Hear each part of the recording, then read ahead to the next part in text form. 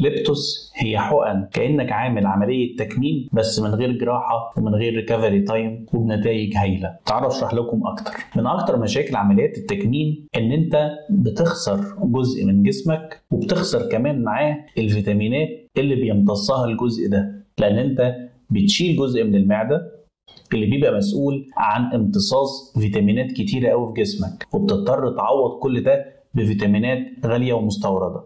ده طبعا غير مشاكل الارتجاع اللي بتحصل. دلوقتي مع الحقن دي ليبتوس بيحل لك كل المشاكل دي. ليبتوس هو عبارة عن انجكشن، حقن متقسمة جرعات بتتحقن بشكل اسبوعي، يعني شكة واحدة بس في الاسبوع، وبيحل لك كل مشاكل الجوع اللي انت بتحس بيها وكأنك عامل عملية تكميم. ومع مرور الوقت وانت مش حاسس بالجوع ملتزم في اكلك، حجم المعدة نفسه هيصغر لوحده. ليبتوس بيحافظ على معدلات شبع كبيرة جدا، وده بيخليك تخس في الوزن بشكل أسرع. وعلشان الفيتامينز جسمك يفضل محافظ عليها بنقدر نعمل لك نظام صحي متكامل علشان تعرف تحافظ على النتيجة اللي وصلت لها وتفضل مكمل في الدايت بتاعك وانت بتخس بصحة وبدون أعراض جانبية تقيلة، وفي الآخر هتبقى وصلت لنتيجة انت نفسك مش هتصدقها، وكل ده في 12 أسبوع بس. سيب لنا سؤالك أو تعليقك على الفيديو وهتوصلك كل التفاصيل في رسالة.